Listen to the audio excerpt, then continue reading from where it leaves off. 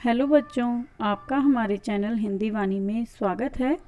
पिछले भाग में हमने पढ़ा था कक्षा 7वीं की पाठ्य पुस्तक वसंत भाग 2 का 10वां पाठ। पाठ का नाम है अपूर्व अनुभव। इस पाठ की लेखिका तेत्सुको कुरियानागी हैं, जो एक जापानी महिला हैं तथा उन्होंने इस पाठ का लेखन जापानी भाषा में किया था और इसका जापानी भाषा से हिंदी में अनुवाद पूर्वा याज्ञिक कुशवाहा जी ने किया है।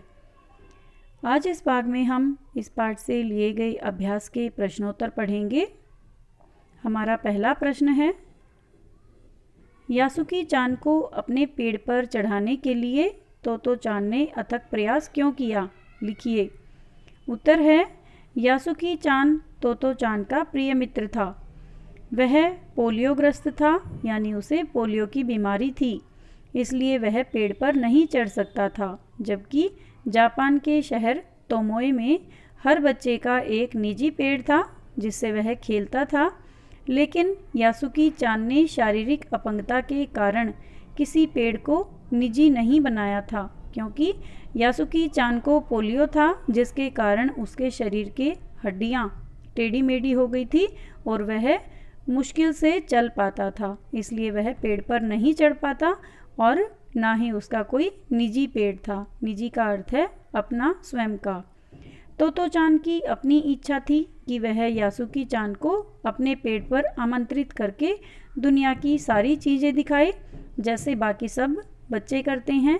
यही कारण था कि उसने यासुकी चान को अपने पेड़ पर चढ़ाने के लिए अथक प्रयास किया।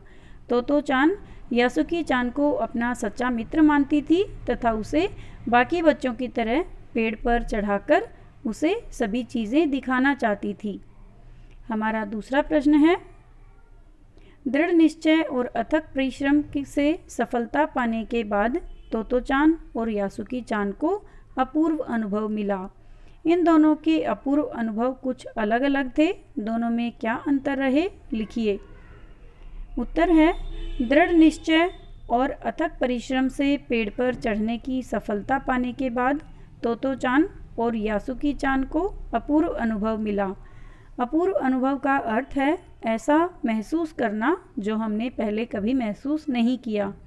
इन दोनों के अपूर्व अनुभव का अंतर निम्न रूप से कह सकते हैं। सबसे पहले हम तोतो चान के अपूर्व अनुभव के बारे में जानेंगे कि जब तोतो चान ने यासुकी चान को अपने साथ पेड़ पर चढ़ा लिया तो उसे क्या महसूस हुआ। तोतो चान स्वयं तो रोज ही अपने निजी पेड़ पर चढ़ती थी, लेकिन पोलियो से ग्रस्त अपने मित्र यासुकी चान को पेड़ की द्विशाखा तक पहुंचाने से उसे अपूर्व आत्मसंतुष्टि मिली व खुशी प्राप्त हुई, क्योंकि उसके इस जोखिम भरे कार्य से यासुकी चान को अत्यधिक प्रसन्नता मिली। मित्र को प्रसन्न करने में ही वह प्रसन्न थी। यासुकी चान को पेड़ पर चढ़कर अपूर्व खुशी मिली, क्योंकि वह खुद से पेड़ पर नहीं चढ़ पाता और उसका कोई अन्य मित्र या कोई अन्य व्यक्ति इस प्रकार के कार्य के बारे में सोच भी नहीं सकता था। उसके मन की चाह पूरी हो गई। वह पेड़ पर चढ़ना तो दूर, वह तो निजी पेड़ बनाने के लिए भी शारीरिक रूप से सक्षम न था, यानी वह शारीरिक रूप से बेबस था, मजबूर था, क्योंकि वह मुश्किल से चल पाता था, क्योंकि उसे पोलियो नाम की एक बीमारी थी। उसे ऐसा सुख पहले कभी न मिला था, क्योंकि इससे पहले उसे कभी किसी ने पेड़ पर नहीं चढ़ाया था। हमारा तीसरा प्रश्न है, पाठ में खोजकर देखिए कब सूरज का ताप यासुकी चान और तोतो चान पर पड़ रहा था। वे दोनों पसीने से तरबतर हो रहे थे और कब बादल का एक टुकड़ा उन्हें छाया देकर कड़कती धूप से बचाने लगा था। आपके अनुसार इस प्रकार परिस्थिति के बदलने का कारण क्या हो सकता है? उत्तर है, पहली सीढ़ी से यासुकी चान का पेड़ पर चढ़ाने का प्रयास जब असफल हो जाता है तो तोतो चान तिपाई सीढ़ी खींचकर ले आती है।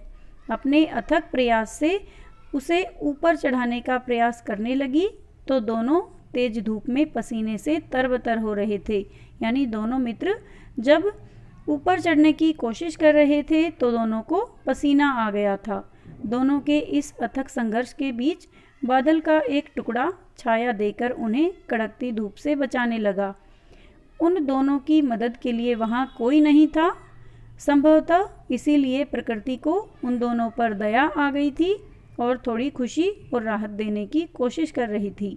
यानी उन्हें ऐसा लगा, या हम यह मान सकते हैं कि जब दोनों मित्र या जब तोतो-चान यासुकी-चान को पेड़ पर चढ़ाने के लिए संघर्ष कर रही थी, कोशिश कर रही थी, तब मानो प्रकृति यानी भगवान को भी उनके ऊपर दया आ गई और प्रकृति खुश होकर उनको थोड़ी राहत देने की कोशिश करने लगी। इसलिए बादल का एक टुकड़ा सूरज के आगे आ गया, जिससे उन दोनों के ऊपर छाया हो गई और वो उन्हें थोड़ी गर्मी से राहत मिल गई।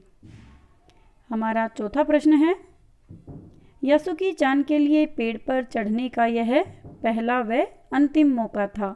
इस अधूरे वाक्य को पूरा कीजिए और लिखकर बताइए कि लेखिका ने ऐसा क्यों लिखा होगा।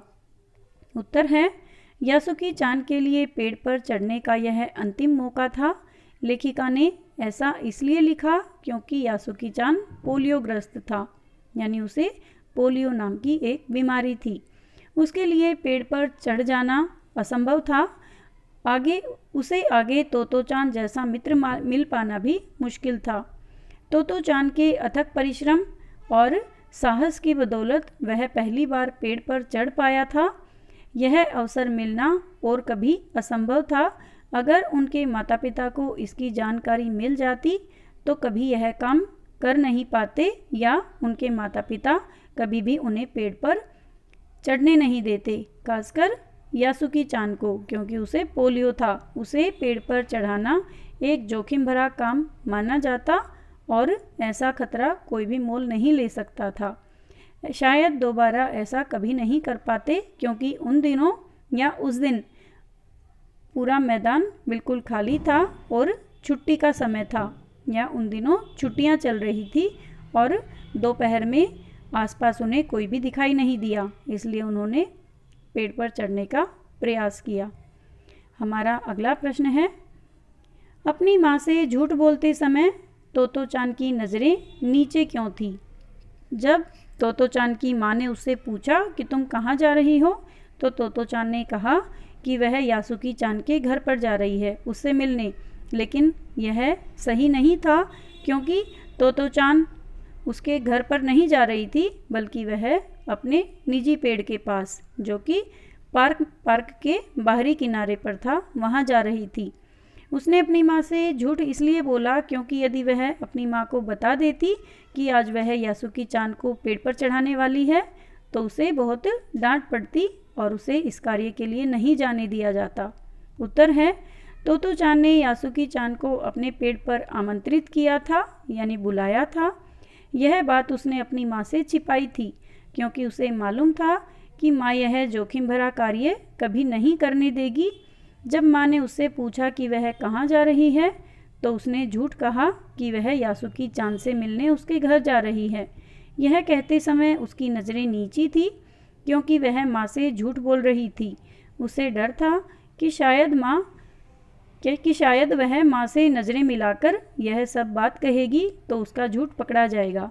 बच्चों, आपने अक्सर देखा होगा, जब आप बहाने बनाते हो या कोई छोटा मोटा झूठ बोलते हो अपने माता पिता से, तो आपकी नज़रें उनके सामने ऊपर नहीं होती, या आप नज़रें मिलाकर झूठ नहीं बोल पाते।